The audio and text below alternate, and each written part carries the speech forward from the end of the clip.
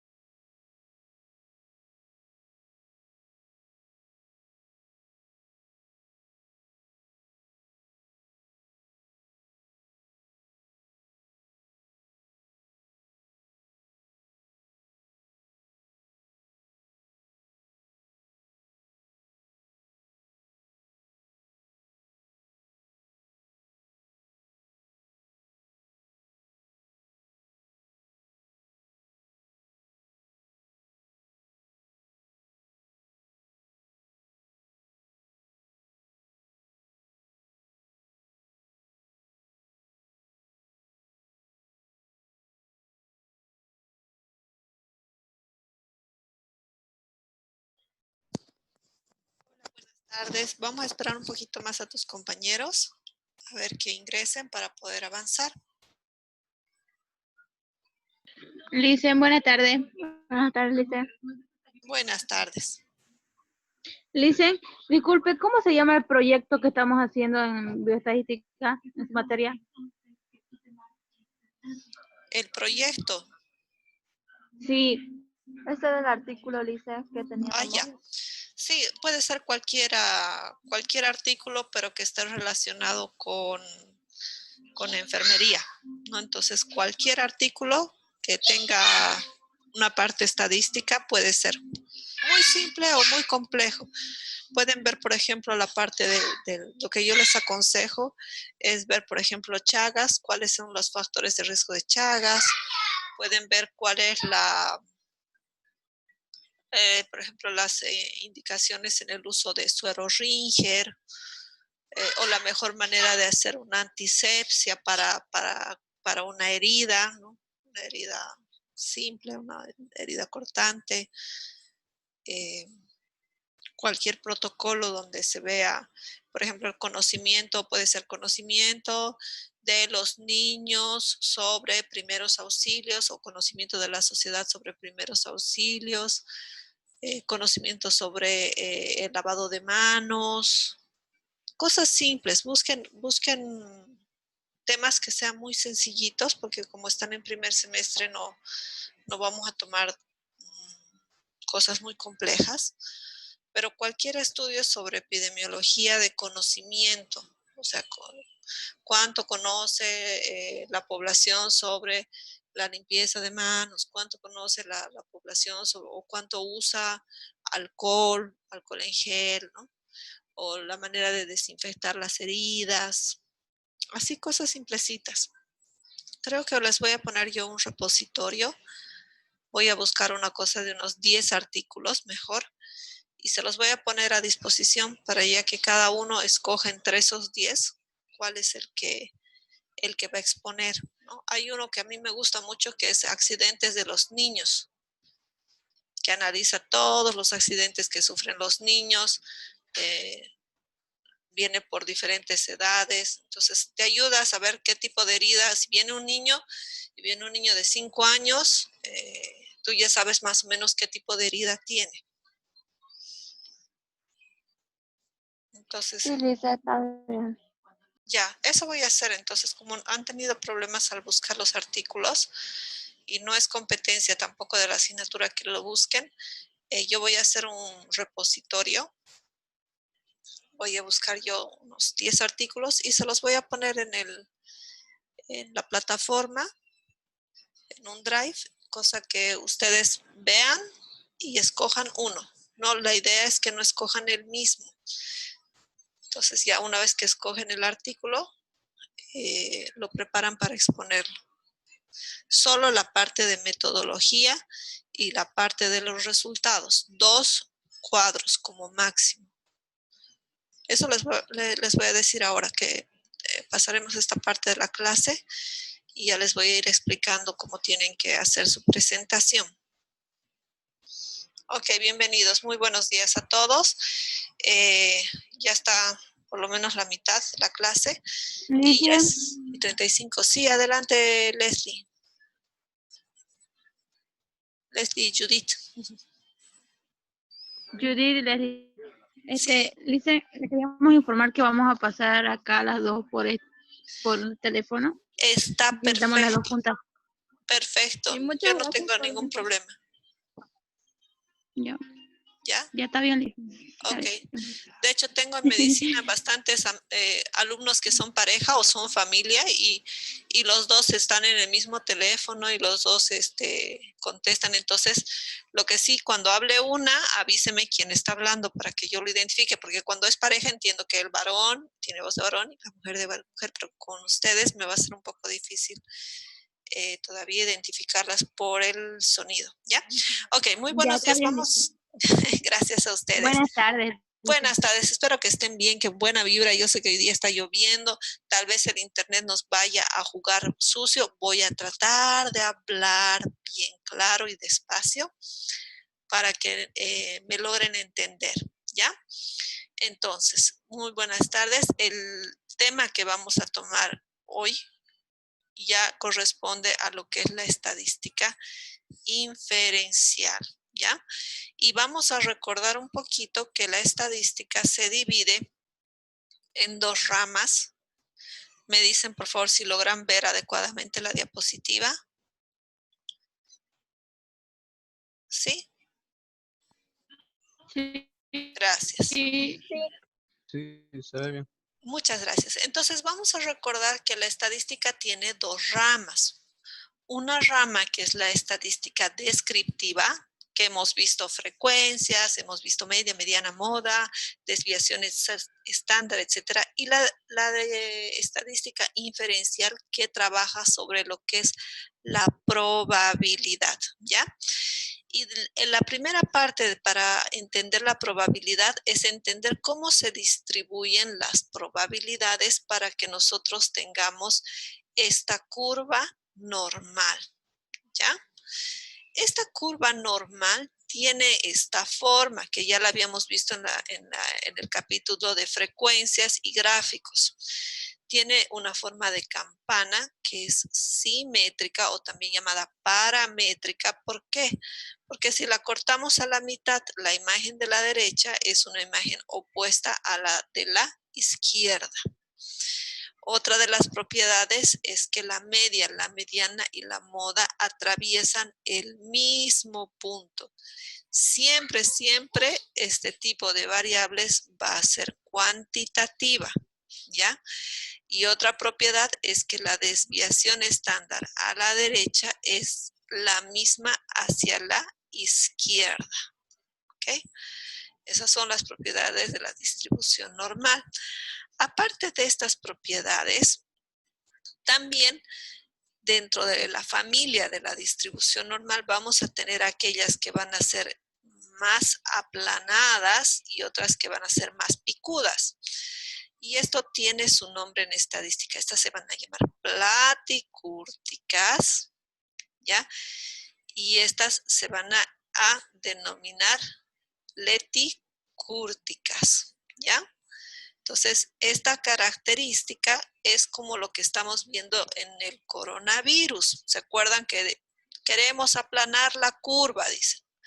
Eso es lo que queremos. Es una curva más platicúrtica, donde vamos a tener mayor tiempo, una desviación estándar más grande, pero una media, el valor de la media, o el número o la frecuencia de la media va a ser más bajita que en las lepticúrticas, ¿ya? Y esta sería la mesocúrtica. Ya un poquito van a ir ustedes viendo que en general para todas las ciencias hay cierta terminología que se corresponde. Entonces, lepti, meso y plati es algo que lo van a ver en anatomía, es algo que lo van a ver después en fisiología, Y tienen que tener en cuenta que plati es aplanado, lepti es en puntita, flaquito, y meso, que es la mitad, ¿no? Ahora, ¿de dónde viene esta distribución normal? Y para esto vamos a entender muchos procesos, espero que les sirva. Vamos a ver un pequeño videíto. Ya, vamos a tratar de ponerle el sonido de la computadora.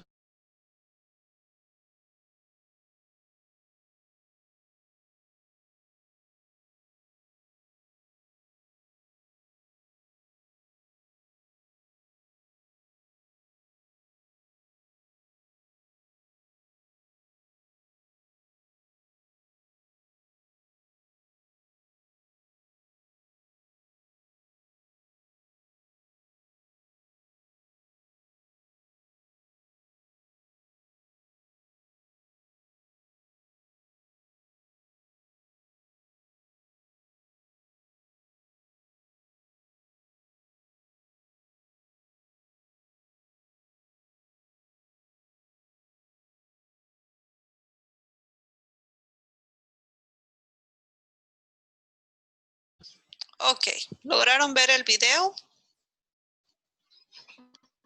Sí, Sí.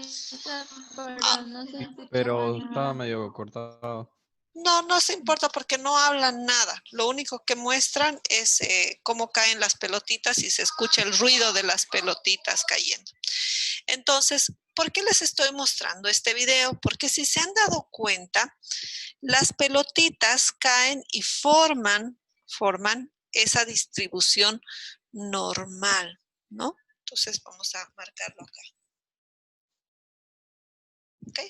Forman esa distribución normal. Y cuando la vuelven a dar la vuelta a la, vamos a poner acá, a ver. Fíjense, esto es antes de dar la vuelta.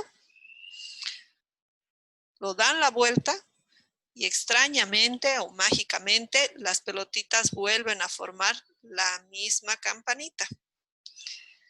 Ahora, yo les pregunto, vamos a hacer una pausa.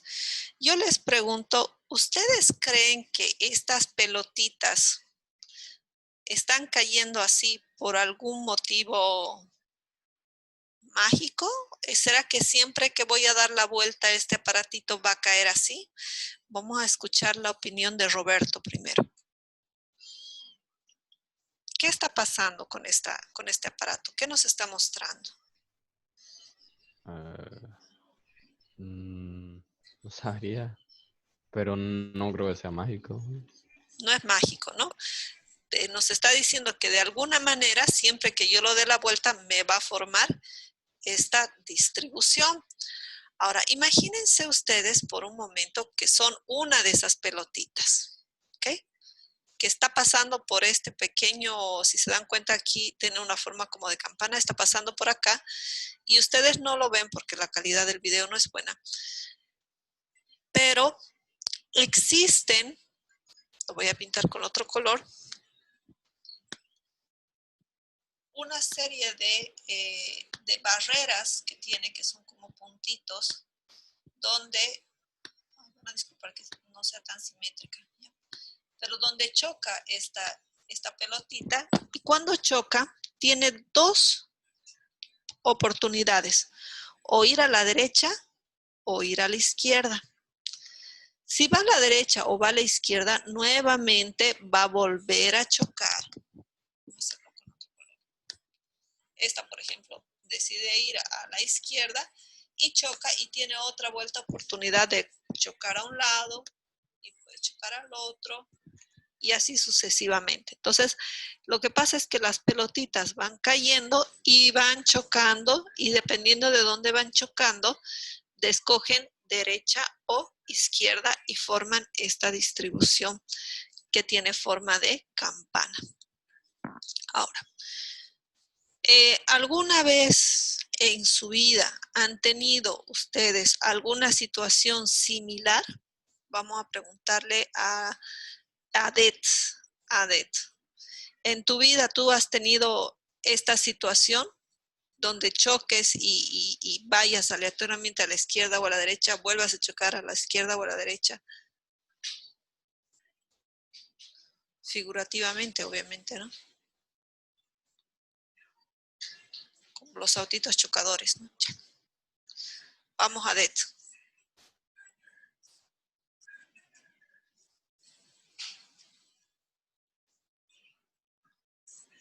No, no lo tengo a det.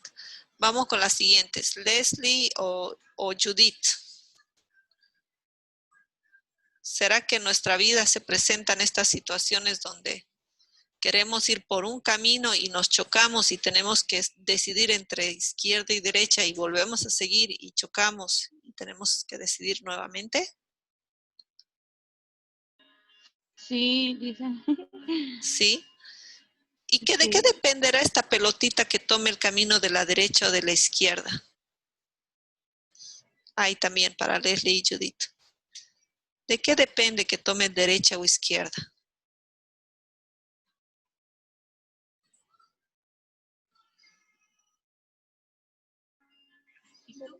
¿Del espacio o de la decisión de uno? Ya, muy bien. Si nosotros estamos hablando de esta pelotita como no tiene conciencia, no le interesa si va a la derecha o a la izquierda, ella simplemente cae, ¿ya? Pero nosotros no somos pelotitas sin conciencia. Nosotros somos pelotitas que cuando la vida nos va a dar un golpecito, nosotros vamos a tener la oportunidad de decidir si vamos a ir a la izquierda o a la derecha. Pero es curioso porque a pesar de que nosotros tengamos la capacidad de decidir, si yo saco sus notas, si yo les hago un examen, voy a tener esta misma distribución. Esto me manda. ¿Ya? Voy a tener una distribución donde voy a tener pocos alumnos que van a aplazarse, pocos alumnos que van a tener excelentes notas y la gran mayoría que va a tener una nota promedio. Y si se acuerdan ustedes, alguna vez han escuchado esta palabra que se llama mediocridad. ¿Qué será la mediocridad? Viene justamente viene de esto. Viene de decir yo no tengo o, se me pasó. Viene justamente cuando yo agarro y decido que no tengo poder de decisión y por lo tanto, como estas pelotitas me voy a dejar caer y a veces voy a tomar buenas decisiones y a veces voy a tomar malas decisiones, a veces voy a hacer mi tarea, a veces no voy a hacer mi tarea, a veces voy a entrar a clases, otras veces no, y voy a terminar en este punto central de la mediocridad, que si se dan cuenta es donde se acumula la mayor cantidad de pelotitas. Que de forma aleatoria yo llegue a aplazarme, significa que realmente no tengo ninguna fuerza de voluntad. Pero de que yo llegue a este punto con una excelente nota, demuestra una elevada fuerza de voluntad. Porque siempre que el destino me esté empujando al lado izquierdo, yo voy a poner de mi parte para ir al lado derecho. Es decir, hay un factor que esté influenciando, que puede ser la motivación, que puede ser que tenga yo un familiar al cual yo quiera atender, etcétera, o que un ejemplo en mi familia, mi madre es enfermera o mi hermano es paramédico y yo quiero contribuir a la sociedad. Entonces, esa fuerza de voluntad va a hacer que yo decida por uno de los dos lugares, ¿ya? Entonces, así como esta curva se ve reflejada en nuestra vida consciente e inconscientemente, todas las variables siguen este mismo camino, a menos que haya un factor, como este de acá, que empuje esta curva de tal manera que la desvíe de manera muy fuerte, formando una curva desviada, ¿no? Que lo que habíamos visto, los sesgados a la derecha y sesgados a la izquierda. Puede salir así. Si yo consigo que ustedes como curso colaboren uno con otro, se ayuden entre sí, se avisen de las tareas, cuando no asista a una clase lo llame al otro y diga, oye, ven, ya se entrega la tarea, entonces, ¿qué va a pasar? Esa motivación que van a tener va a hacer que esta curva no se centre en la mediocridad, sino todo lo contrario, lo que les dije el primer día de clase, trabajen como personas, como equipo de excelencia, ¿ya? Eso es algo que nosotros desearíamos que se cumpliera.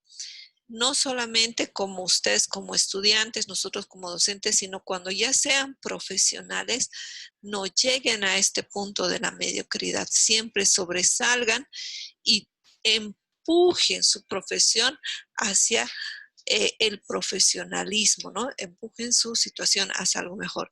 Y cuando analicen los valores físico-químicos de sus pacientes, cuando analicen su presión arterial, cuando analicen su volemia, su creatinina y todos los valores fisiológicos, y estos valores fisiológicos estén tendiendo a complicar a mi paciente, yo sea esta flecha que con mis conocimientos va a empujar para que nuevamente estas, bueno, no creo que no, si no hay lenguaje corporal creo que no me entienden. Entonces, que yo empuje esta situación para que pueda modificarse. Espérame, voy a colocar mi batería. Para que pueda modificarse y pueda generar yo un cambio. Si yo no hago ese cambio en mi paciente, definitivamente las condiciones adversas, que puede ser que mi paciente sea atropellado, que mi paciente sea diabético, etcétera, lo van a llevar a la muerte. Pero si yo soy esta flecha que va a hacer el cambio en los valores de mi paciente, voy a llevar a que mis pacientes tengan un estilo de vida saludable, ¿ya? Entonces, esta parte es, creo que me parece importante el que ustedes la entiendan así.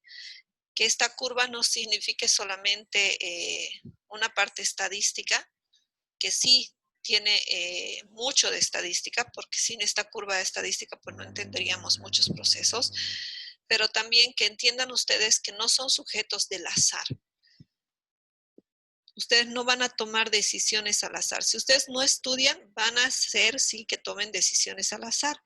Pero si ustedes se aplican, se esfuerzan, sus decisiones no van a ser tomadas por el azar y por lo tanto van a poder acceder a este lugar de la curva, que es el lugar privilegiado donde muy pocas personas, como lo estamos viendo acá, muy pocas personas llegan. ¿Qué hacen que esas personas lleguen aquí? Algunas puede ser por cuestiones del azar, ¿ya? Que justo todo salió bien en su camino y las llevó hasta ese lugar. Pero en la mayoría de los casos va a ser su fuerza de voluntad, una fuerza que ustedes vayan a generar que los lleve hasta ese punto. ¿Ok? ¿Se entendió hasta aquí? Sí. Ujú. Ok, muy bien. Porque esa es la base de la estadística inferencial. Hace referencia a eso. Y la estadística inferencial se divide en dos ramas, ¿ya? Una rama que es la estadística paramétrica y la estadística no paramétrica. Me dirán, ¿y qué es la paramétrica y qué es la no paramétrica? La paramétrica se va a dejar influenciar por la distribución normal, es decir, va a tener esta forma de distribución normal. La no paramétrica no va a seguir esta distribución normal, es decir, nosotros no vamos a encontrar una manera lógica de interpretar por qué está sucediendo esos valores en mi paciente. Y la estadística va a tomar diferentes estadísticos para poder analizar. La primera de ellas es utilizar lo que ya conocemos, la media y la desviación estándar, ¿ya? Entonces, el primer test estadístico, que es la distribución normal, utiliza la media y utiliza a la desviación estándar para analizar cómo está compuesta esta distribución, ¿ok? Esta área. ¿Cuántas personas, por ejemplo, se encuentran entre el promedio y un determinado valor. Por ejemplo, si yo tengo una población que sé que tiene una media de 20 y una desviación estándar de 10, y yo quiero saber cuántas de esas personas tienen menos de 5 años, por ejemplo, yo aplico esta distribución normal y me puede calcular la cantidad de personas que tienen ese valor. Y si yo sé que la temperatura corporal tiene un promedio de 36, o 37,3 y una desviación estándar, de 0,5, yo puedo calcular cuántas personas pueden estar en un proceso febril a los 38 grados centígrados. O sea, es como un buen predictor, es una manera muy fácil de poder predecir qué es lo que está pasando con mi población, solamente conociendo dos valores, la media y la desviación estándar. Yo puedo describir a mi población con el coronavirus, basta que yo sepa la media y la desviación estándar, y yo ya puedo saber cuántos se van a enfermar mañana, cuántos se van a enfermar pasado mañana, en 3 meses cuántas personas van a haber enfermas, etcétera, ¿no? Cuántos de medicamentos yo tengo que comprar, etcétera, etcétera. Entonces, esta curva de distribución normal me ayuda a eso, ¿ya? Y específicamente en investigación, cuando nosotros trabajamos en investigación, lo que nos interesa es comparar, ¿no? Comparamos dos poblaciones. Una población que es nuestra población tipo. No sé si ustedes han escuchado los estudios de caso control. Entonces, una población que va a ser nuestro control. Y otra población. Un segundo. Ya. Ups. Ahí. Y otra población que va a ser la población de los casos. ¿Qué es la población de los casos? Es una población que yo estoy aplicando algo, por ejemplo, un nuevo tratamiento, estoy aplicando una nueva terapéutica, estoy aplicando consultas interdiarias, etc. Entonces, lo que yo quiero ver es que en ausencia de esta actividad, ¿cómo se comportaba la población? Y aplicando esta actividad, ¿cómo se comporta? Entonces voy a comparar la población 1, que es el antes, con la población 2, que es el después. O puedo hacer que una población, la población A, digamos Santa Cruz, sin, y la población B, Beni, con, ¿no? Sin ivermectina, por ejemplo, con ivermectina. Y yo voy a comparar. ¿Qué voy a comparar? Los valores que quiera comparar que sean cuantitativos. Por ejemplo, la cantidad de días de internación, la saturación de oxígeno, la presión arterial, ¿no es cierto? La concentración de CO2 en sangre. Todos esos valores yo puedo compararlos. De tal manera que aplicando el test estadístico de forma correcta, me va a decir si yo debo aplicar el tratamiento a esta población, porque me muestra una variación significativamente y positiva, o no debo apoyar ese tratamiento porque no hay mucha diferencia con el caso control, es decir, sin ivermectina, por ejemplo, o definitivamente es peor, empeora la situación de mi paciente. Esto es algo que en medicina no lo vemos tanto a profundidad porque tal vez no es tan relevante en medicina. Salvo aquellas personas que están muy metidas con el tema de investigación. Pero en enfermería es clave. En enfermería esto es la ley. Esto es algo que ustedes tienen que desayunarse mañana, tarde y noche cuando sean profesionales. Y esto es lo que los va a discriminar entre los enfermeros del montón, mediocres, y los enfermeros que realmente quieren sobresalir. El entender de que debemos analizar estadísticamente a nuestros pacientes para tener evidencia científica de aplicar o no aplicar un tratamiento que nosotros estamos viendo en nuestros pacientes que está resultando. Pero si está resultando en nuestros pacientes, el resto de la comunidad no lo va a aplicar hasta que nosotros no demostremos científicamente que es mejor. Entonces, ¿cuál es ese científicamente, no? Hablamos en estadística de dos hipótesis. Uno que es la hipótesis nula y otro que es la hipótesis alterna. ¿Qué me dice la hipótesis nula? Su nombre me lo está diciendo, nula. Que el efecto de este caso es nulo. Si fuera nulo, me estaría diciendo que A es igual a B. Con ivermectina o sin ivermectina, tengo la misma cantidad de días de internación. Entonces, mejor le quito la ivermectina, ¿no es cierto? Que le puede producir daño renal, problemas hepáticos, etc. Pero, ¿qué pasa con la hipótesis alterna? La hipótesis alterna me va a decir A no es igual a B. Estadísticamente no me va a decir si es mejor o peor, pero yo analizando los datos ya voy a saber si es mejor o peor. Lo importante es que estadísticamente me diga que hay diferencias, que A no es, el tratamiento con A no es igual al tratamiento con B. Ahora bien, ¿qué tan diferente tiene que ser A de B para decir que son diferentes? ¿No? Hay valores estadísticos que se calculan a nivel de probabilidad, ¿no? Estos valores P que están viendo acá. Entonces, ¿cuánto es la probabilidad para decir que son iguales? P tiene que ser mayor a 0,05, lo que es igual el 5%.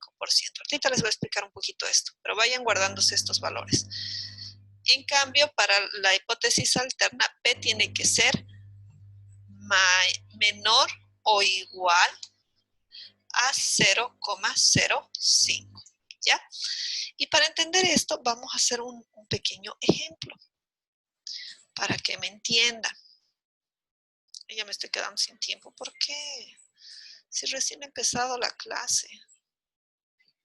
Bueno, en 10 minutos vamos a explicar esto y luego vamos a volver a entrar para hablar de